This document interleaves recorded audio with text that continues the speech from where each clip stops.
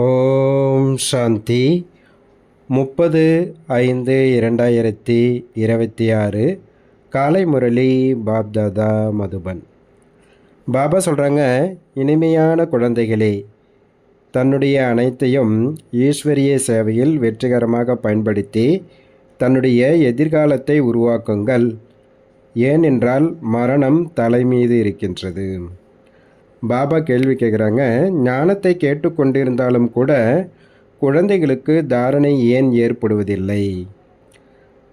பதில் சொல்கிறார் பாபா, ஏனென்றால் ஞான சிந்தனை செய்வதில்லை. புத்தியின் தொடர்பு தேக சம்பந்தங்களில் மாட்டி இருக்கின்றது. புத்தியிலிருந்து மோகத்தை விட்டால்தான் தாரணை ஏற்படும்.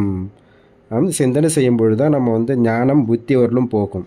அப்போ எது புத்தியில் போகுதோ அதுதான் நம்ம நடைமுறையில் கொண்டு வருவோம். அதனால் மோகம் என்பது அப்படிப்பட்டது, மனிதர்களை குரங்கு போல் ஆக்கி விடுகின்றது.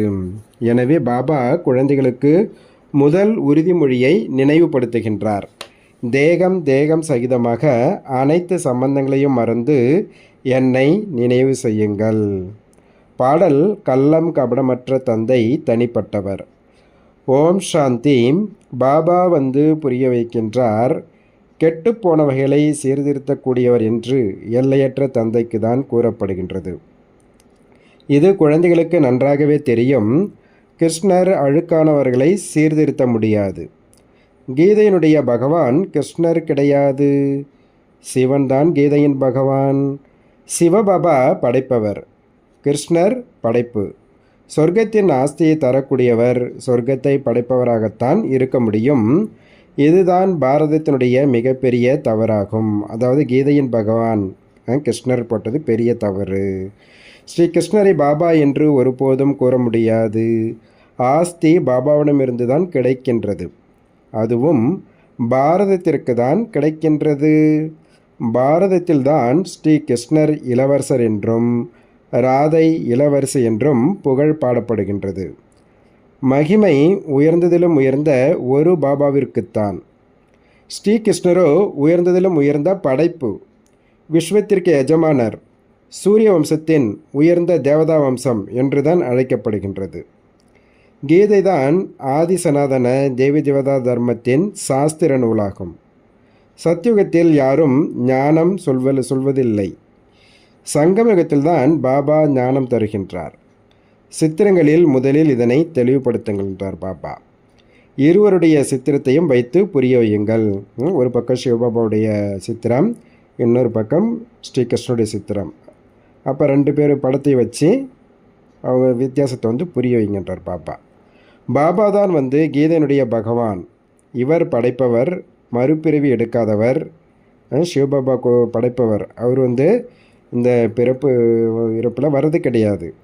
ஆனால் ஸ்ரீகிருஷ்ணர் அந்த மாதிரி கிடையாது. அவர் படைப்பு, அவர் மறுபிரிவு எடுக்கிறார். சிவபாபா தான் வைரத்திற்கு சமமாக ஆக்குகிறார் என்பது உங்களுக்கு தெரியும். வைரத்திற்கு சமம், சோழிக்கு சமம் என்ற புகழ் இருக்கின்றது. என்னை நினைவு செய்யுங்கள் என்பது பாபாவினுடைய கட்டளை என்பது குழந்தைகளின் புத்தியில் இருக்கின்றது. இவர் எல்லையற்ற தந்தை, கிருஷ்ணர் எல்லைக்குட்பட்ட எஜமானன். விஸ்வத்திற்கு ராஜா ஆகின்றார். சிவபாபா ராஜா ஆவதில்லை. கீதைக்கு உண்மையிலேயே மிகப்பெரிய மகிமை இருக்கின்றது. அதன் கூடவே பாரதத்திற்கும் மகிமை உள்ளது. பாரதம் அனைத்து தர்மத்திற்கும் மிகப்பெரிய தீர்த்தஸ்தலம். கிருஷ்ணனுடைய பெயரை கீதையில் போட்டதுனால அனைத்து மகிமைகளும் இல்லாமல் போய்விட்டது என்றார் பாபா. சிவபாபா தான் கீதையினுடைய பகவான் தெரிந்தால் எல்லாரும் பாரதத்துக்கு வந்திருப்பாங்க. இதன் காரணத்தினால்தான் பாரதம் சோழிக்கு சமமாகிவிட்டது. எல்லாம் நாடகத்தின்படி நடக்கின்றது. ஆனாலும் எச்சரிக்கை கொடுக்க வேண்டியுள்ளது. பாபா மிக நல்ல முறையில் புரிய வைக்கின்றார். நாளுக்கு நாள் ஆழமான ரகசியங்களை புரிய வைக்கின்றார். அதனால் பழைய சித்திரங்களை மாற்றி புதியதாக தயார் செய்ய வேண்டியுள்ளது. ஞானம் ரொம்ப நுணுக்கமாக போயிட்டுருக்கு. அதனால் பாபா என்ன பண்ணுறாரு, படங்கள் கூட புதுசாக அதை பார்த்தோன்னே புரிஞ்சுக்கிற மாதிரி பாபாத்தை ரெடி பண்ணுறாரு. இது கடைசி வரையில் நடந்து கொண்டே இருக்கும். சிவபாபா நமக்கு ஆஸ்தியை கொடுத்து கொண்டிருக்கின்றார் என்பது குழந்தைகளின் புத்தியில் நல்ல முறையில் இருக்க வேண்டும். என் ஒருவனை நினைவு செய்தீர்கள் என்றால் விகர்மம் விநாசமாகிவிடும். கிருஷ்ணரை நினைவு செய்வதால் விகர்மம் விநாசமாகாது. அவர் சர்வசக்திவான் அல்ல. சர்வசக்திவான் பாபாதான் வந்து ஆஸ்தியும் தருகின்றார். மனிதர்கள் கிருஷ்ணரைத்தான் நினைவு செய்து கொண்டே இருக்கின்றார்கள். கிருஷ்ணரே சொன்னதாக இருந்தாலும் என்ன சொல்லியிருக்கின்றார்? தேகம் தேக சம்பந்தங்களை மறந்து என் ஒருவனை நினைவு செய்யுங்கள். ஆத்மா பாபாவைத்தான் நினைவு செய்யும் அல்லவா? கிருஷ்ணர் அனைத்து ஆத்மாக்களுக்கும் தந்தை கிடையாது. இவை அனைத்தையும் ஞான சிந்தனை செய்து புத்தியில் தாரணை செய்ய வேண்டும். சிலர் மோகத்தில் மாட்டியிருக்கின்ற காரணத்தினால் தாரணை செய்ய முடியவில்லை. மற்ற தொடர்பை விடுத்து உன்னுடைய தொடர்பில் இருப்பேன் என்று நீங்கள் தான் பாடினீர்கள். பக்தியில் இப்போ நம்ம எல்லாம் பாடிட்டு வந்திருக்கோம். பாபா நீங்கள் எப்பொழுது வர்றீங்களோ நாங்கள் அப்போ எல்லா தொடர்பையும் கட் பண்ணிவிட்டு உங்களுடைய தொடர்பில் தான் இருப்போம் அப்படின்னு பாடியிருக்கோம். அதை பாபா நினைவுபடுத்துகிறாரு. எனக்கு ஒருவரை தவிர வேறு யாரும் இல்லை அப்படிலாம் சொல்லிட்டு வந்தீங்க. ஆனால் மோகம் என்பது அப்படிப்பட்ட பொருள், குரங்கை போல் ஆக்கிவிடுகின்றது. மரணம் என்பது எதிரிலேயே இருக்கின்றது என்பதை பணக்காரர்களுக்கும் புரிய வைக்கப்படுகின்றது. அனைத்தையும் ஈஸ்வரிய சேவையில் ஈடுபடுத்துங்கள், எதிர்காலத்திற்கு சேமியுங்கள் என்றார் பாபா. ஆனால் குரங்கை போல மாட்டிக்கொண்டு விடுவதில்லை. என்னவெல்லாம் தேகம் தேக சகிதமானது உள்ளதோ அவற்றிலிருந்து புத்தியை அகற்றி விடுங்கள் என்று பாபா கூறுகின்றார்.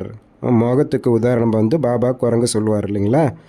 நம்ம குரங்கு பிடிக்கிறவங்க என்ன பண்ணுவாங்களாம், அந்த வாய் குறுகலாக இருக்கக்கூடிய அந்த சொம்பு மாதிரி ஒரு பாத்திரத்தில் கடலையை போட்டுட்டு வச்சுருவாங்க.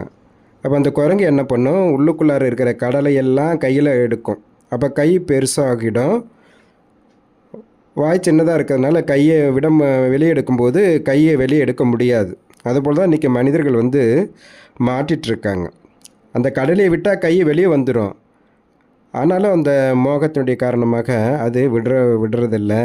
அது சொம்போடு சுற்றி இருக்கும்போது அப்புறம் ஓட முடியாது, பிடிப்பாங்க. பாபானுடைய ஸ்ரீமத் படி நடக்கவும் இந்த செல்வம், குழந்தை, பொருள் அனைத்தும் ஈஸ்வரனாகிய கடவுள் தந்தது என்று கூறுகின்றார்கள். உங்களுடைய செல்வம், பொருள் எல்லாமே அழியப் போகின்றது என்று இப்பொழுது அவரே கூறுகின்றார். சிலர் செல்வம் மண்ணோடு மண்ணாகி போகும். பூமி அதிர்ச்சி வந்தால் அனைத்தும் அழிந்துவிடும். விமானம் விழுகின்றது, நெருப்பு பிடிக்கின்றது என்றால் முதலில் திருடர்கள் உள்ளே நுழைந்து விடுகின்றார்கள். குழந்தைகளே, தேகதாரிகளிடமிருந்து மோகத்தை அகற்றிவிடுங்கள். மோகத்தை வென்றவராக ஆக வேண்டும். தேக அபிமானம்தான் நம்பர் 1 எதிரியாகும். தேவதைகள் ஆத்ம அபிமானியாக இருப்பார்கள். தேக அபிமானம் வருவதால் தான் விகாரத்தில் மாட்டிக்கொள்கின்றோம். இப்பொழுது ஆத்ம அபிமானியாக இருப்பதற்கு பயிற்சி செய்யவும் என்றார் பாபா. இந்த விஷயங்கள் உலகத்தில் உள்ள எந்த மனிதர்களுக்கும் தெரியாது. பரமாத்மாவையும் தெரிந்து கொள்ளவில்லை. ஆத்மா என்பது என்ன, பரமாத்மா யார், ஆத்மா எத்தனை பிறவி எடுக்கின்றது, எப்படி பாகத்தை நடிக்கின்றது என்பது யாருக்கும் தெரியாது. எனவே அனாதை, ஆதரவற்றவர் என்று சொல்லப்படுகின்றது. ஆத்மா ஜோதியோடு ஜோதியாக ஐக்கியமாகி விடுகிறது என்று சொல்கிறார்கள். ஆனால் ஆத்மா அழிவற்றது. ஆத்மாவில்தான் 84 பிறவிகளின் பாகம் பதிவாகியுள்ளது. ஆத்மா நட்சத்திரம் என்று சொல்கிறார்கள், ஆனாலும் புரிந்து கொள்வதில்லை. ஆத்மாவையே பரமாத்மா என்று கூறுகின்றார்கள். பாபாவை முற்றிலும் தெரிந்து கொள்ளவில்லை. இரு புருவங்களுக்கு மத்தியில் ஜொலிக்கும் அதிசய நட்சத்திரம் என்று ஆத்மாவை கூறுகின்றார்கள். பரமாத்மாவை பற்றி எதையும் கூறவில்லை.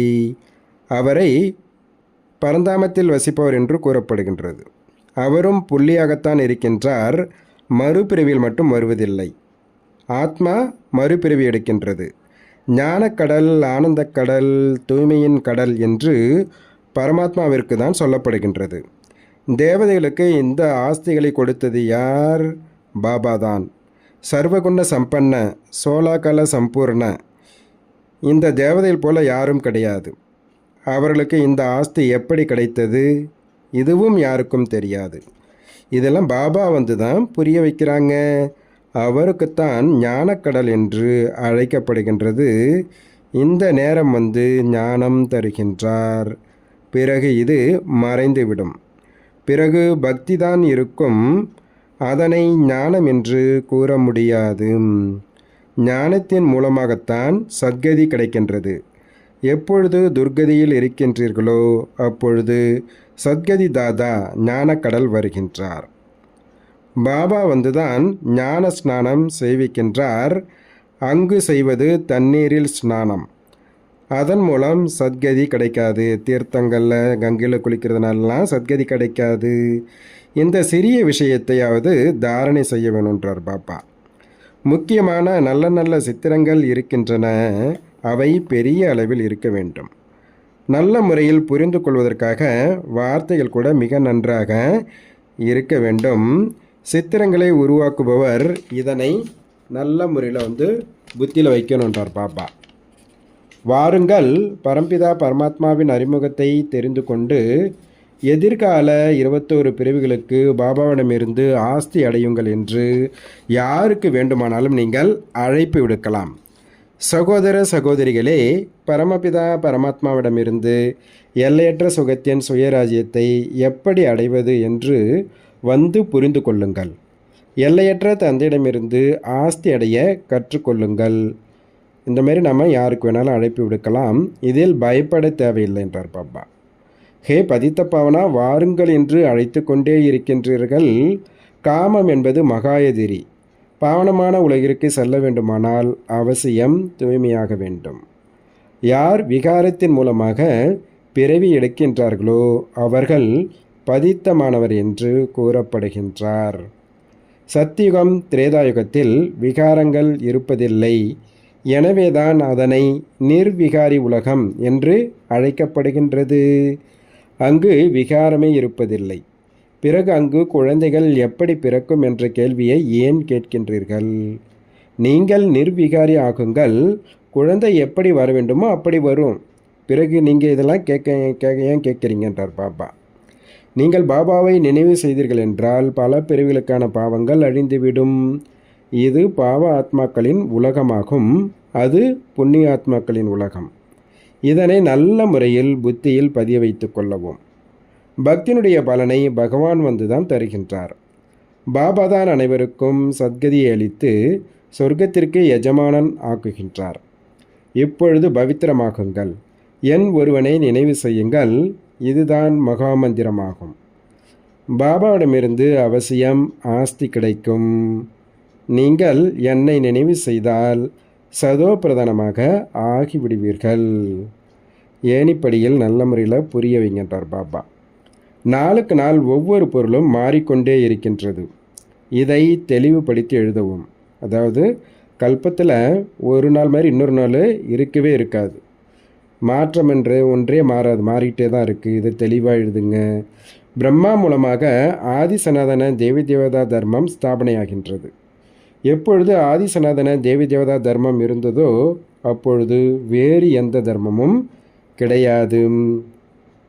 யார் பவித்திரமாகின்றார்களோ அவர்களே பவித்திரமான உலகிற்கு வருகின்றார்கள். எவ்வளவு சக்தி உங்களுக்குள் நிறைகின்றதோ அவ்வளவு முதலில் வருவீர்கள். அனைவரும் ஒன்றாக வர முடியாது. சத்தியுகம் திரேதாயுகத்தில் தேவி தேவதைகள் மிக குறைந்த அளவில்தான் இருப்பார்கள். பிறகுதான் அதிகமாகின்றார்கள். பிரஜைகள் கூட நிறைய இருப்பார்கள். புரிய வைப்பவர்கள் மிக நன்றாக புத்திசாலிகளாக இருக்க வேண்டும். எல்லையற்ற தந்தையிடமிருந்து ஆஸ்தி அடையுங்கள். அவரைத்தான் நீங்கள் இவ்வளோ காலமாக அழைச்சிட்டு வந்தீங்க, ஹே தந்தைய என்று. அவருடைய பெயர் சிவனாகும். ஹே ஈஸ்வரா பிரபு என்று சொல்லும் பொழுது அவர் தந்தை, ஆஸ்தி அவரிடமிருந்து கிடைக்கின்றது என்ற புரிதல் வருவதில்லை. அதே நேரத்தில் சிவபாபா அப்பான்னு சொல்லும்போது ஆஸ்தியினுடைய நினைவு வருகின்றது. சிவ பரமாத்மாய நமக என்று அவருக்கு சொல்கின்றார்கள். அவருடைய பெயரை கூறுங்கள். பெயர் ரூபத்திற்கு அப்பாற்பட்டது எதுவும் இருக்க முடியாது. அவருடைய பெயர் சிவன். சிவாய நமக என்று மட்டும் கூறக்கூடாது. சிவ பரமாத்மாய நமக என்று கூறுங்கள். ஒவ்வொரு வார்த்தையையும் மிக தெளிவுபடுத்தி புரிய வைக்கவும் என்றார் பாபா. சிவாய நமக என்று கூறுவதால் பாபா என்ற குரல் வருவதில்லை. மனிதர்கள் அனைத்து பெயரையும் தனக்கு வைத்து கொண்டார்கள். உங்களுக்கு தெரியும், மனிதர்களை ஒருபோதும் பகவான் என்று கூற முடியாது. பிரம்மா, விஷ்ணு, சங்கரை கூட தேவதை என்றுதான் சொல்லப்படுகின்றது. ஒரே ஒரு நிராகார தந்தையைத்தான் படைப்பவர் என்று சொல்லப்படுகின்றது. எப்படி லௌகீக தந்தை குழந்தைகளை படைக்கின்றார்கள் அல்லவா, ஆஸ்தியும் தருகின்றார். அப்படி எல்லையற்ற தந்தையும் ஆஸ்தி தருகின்றார். பாரதத்தை உலகின் எஜமானர் ஆக்குகின்றார். முழு உலகிற்கும் பதித்த பாவனன் ஒரே ஒரு பாபா தான். இதனை யாராவது தெரிந்திருக்கிறார்களா? நம்முடைய தர்மசாபர் கூட இந்நேரம் பதித்தமாக உள்ளார். சுடுகாடாக உலகம் இருக்கின்றது. இப்பொழுது அனைவருக்கும் கணக்குகளை முடிக்கும் கடைசி நேரம். பாபா வந்துதான் அனைவரையும் எழுப்புகின்றார். கடைசி நேரத்தில் குதா பகவான் வருகின்றார். அவர்தான் ஞானக்கடல். குழந்தைகள் காமசதியில் அமர்ந்து கருப்பாகிவிட்டார்கள். இரும்பு யுகமாகிவிட்டது. பிறகு எப்படி வெண்மையாவது? நினைவு யாத்திரை மூலமாகத்தான் வெண்மையாக ஆக முடியும் என்று பாபா கூறுகின்றார். யோகம் என்ற வார்த்தையை கேட்டாலே மனிதர்கள் குழம்புகின்றார்கள். என்னை நினைவு செய்தீர்கள் என்றால் அந்துமதி சோகதி அடைவீர்கள். அதாவது உங்களுடைய கடைசி நிலை எப்படியோ அப்படி தான் அடுத்த பிறவி, அப்படி தான் கதி. எவ்வளவு சகஜமாக புரிய வைக்கின்றார் என்றாலும் ஏன் புத்தியில் பதிவதில்லை அப்படின்னா, தேக அபிமானம் நிறைய இருக்குது, அதனால் புத்தியில் பதிவதில்லை என்றார் பாபா. பாபா மிக நல்ல யுக்தி கூறுகின்றார். எல்லையற்ற தந்தை யாரை நீங்கள் நினைவு செய்தீர்களோ அவர் என்ன செய்தார்? பாரதத்தை சொர்க்கமாக்கி இருக்கின்றார். எல்லைக்குட்பட்ட ஆஸ்தியை பல பிறவிகளாக அடைந்து வந்தீர்கள். இப்பொழுது எல்லையற்ற தந்தையிடமிருந்து 21 பிறவிகளுக்கு எல்லையற்ற ஆஸ்தியை அடையுங்கள். சத்தியுகம் திரேதாயுகத்தில் தேவி தேவதைகள் ராஜ்யம் செய்தார்கள். சூரிய வம்சம், பிறகு சந்திர வம்சம், அவர்களே பிறகு வைஷ்ய வம்சம், சூத்திர வம்சத்தில் வராங்க. இந்த வார்த்தைகளை தெளிவாக எழுதும் பொழுதும் அவர்களே, அதாவது யார் தேவி தேவதைகளாக இருந்தாங்களோ அவர்களே மறுபிறவி எடுத்து பல வர்ணங்களில் வருகிறார்கள் என்பதை புரிந்து கொள்வார்கள் என்றார் பாபா. பாபா அனைவருக்கும் புரிய வைக்கின்றார். நீங்கள் எதிரில் அமர்ந்து இருக்கின்றீர்கள், எனவே மகிழ்ச்சியாக உள்ளீர்கள். சிலருக்கு அதிர்ஷ்டம் இல்லை என்றால் சேவை செய்வதில்லை. சேவை செய்தால் பெயர் கிடைக்கும். பாபாவுடைய குழந்தைகள் எவ்வளவு புத்திசாலியாக உள்ளார்கள், அனைத்து காரியங்களையும் செய்கிறார்கள் என்று கூறுவார்கள். அனைவருக்கும் சொர்க்க ராஜ்யத்திற்கான ஆஸ்தியையும் இந்த பொக்கிஷத்தையும் தருகின்றார். இந்த படங்கள் குருடர்களுக்கு முன்னால் கண்ணாடி போல் ஆகும். அதில் மந்திரத்திற்கான விஷயங்கள் எதுவும் இல்லை. படம்ன்றது அந்த மாதிரி இருக்கும். அப்போ வரவங்க எல்லாம் தங்களுடைய சித்திரத்தை பார்ப்பாங்க. இதில் மந்திரத்துக்கான விஷயங்கள் எதுவும் கிடையாது. தூய்மை தான் முக்கியமான விஷயம். இது கடைசி பிறவி. சொர்க்கத்திற்கு செல்ல வேண்டுமானால் அவசியம் தூய்மையாக ஆக வேண்டும். விநாசம் எதிரிலேயே இருக்கின்றது, அவசியம் பாவனமாக ஆக வேண்டும். பாவனமாவதற்காக சந்நியாசிகள் வீடு வாசலை விட்டு விடுகின்றார்கள். விநாசம் எதிரிலேயே இருக்கின்றது, எனவே என்னை நினைவு செய்யுங்கள், உங்கள் படகு கரை சேர்ந்துவிடும் என்றார் பாபா. தாரணைக்கான முக்கிய சாரம். ஃபஸ்ட்டு பாயிண்ட்டு, விநாசத்திற்கு முன்னால் தன்னுடைய அனைத்தையும் பயனுள்ளதாக ஆக்கி கொள்ளுங்கள். இது கடைசி நேரம், அதாவது எல்லாருடைய கணக்கு வழக்கு சரிபார்க்கக்கூடிய நேரம். இந்த நேரத்தில் அவசியம் பாவனமாக ஆக வேண்டும் என்றார் பாபா. ரெண்டாவது பாயிண்ட்டு, தேகதாரிடமிருந்து மோகத்தை அகற்றி மோகத்தை வென்றவராகுங்கள். தேக அபிமானம் என்ற முதல் எதிரி மீது வெற்றி அடையுங்கள். மற்ற தொடர்பிலிருந்து விடுபட்டு ஒரு பாபாவிடம் புத்தியினை இணையுங்கள். பாபா வரதானம் கொடுக்குறாங்க. நினைவு என்ற மந்திரத்தின் மூலம் எண்ணம் மற்றும் கர்மத்தில் அழிவற்ற வெற்றியை அடையக்கூடிய சித்தி சொரூபம் ஆகுக. குழந்தைகளாகிய நீங்கள் சர்வசக்தி வாய்ந்த அரசாங்கத்தின் தூதுவர்கள் ஆவீர்கள். ஆகையினால் எவருடனும் ஆலோசனை செய்வதில் தன்னுடைய மனதின் அமைதியை இழக்கச் செய்யக்கூடாது. நினைவு என்ற மந்திரத்தை பயன்படுத்த வேண்டும். எவ்வாறு ஒருவர் வார்த்தைகளாலோ அல்லது வேறு எந்த வழியிலேயோ வசப்படவில்லை என்றால் மந்திரம் தந்திரம் போடுகிறார்கள். உங்களிடம் ஆன்மீக திருஷ்டி நிறைந்த கண்கள் மற்றும் மன்மனாபவ என்ற மந்திரம் உள்ளது. இதன் மூலம் தன்னுடைய எண்ணங்களை நிலைபெறச் செய்து சித்தி சொரூபம் ஆக முடியும் அப்படின்றார் பாபா. அப்போ நம்ம சொல்கிற பேரையும் கேட்கலன்னா பக்தியில் என்ன பண்ணுறாங்க, அதாவது மந்திர களி ஏதோ ஒரு மந்திரத்தை போட்டு அவங்கள தன் வசப்படுத்துகிறாங்க இல்லையா. அதே போல் நீங்கள் உங்களுடைய ஆன்மீக திருஷ்டி நிறைந்த கண்கள் இருக்குது, மன்மனாபவ அதாவது பாபாவுடைய நினைவு என்ற மந்திரம் இருக்குது. இதன் மூலமாக நீங்கள் வெற்றி சொரூபம் அடைய முடியும் பாபா.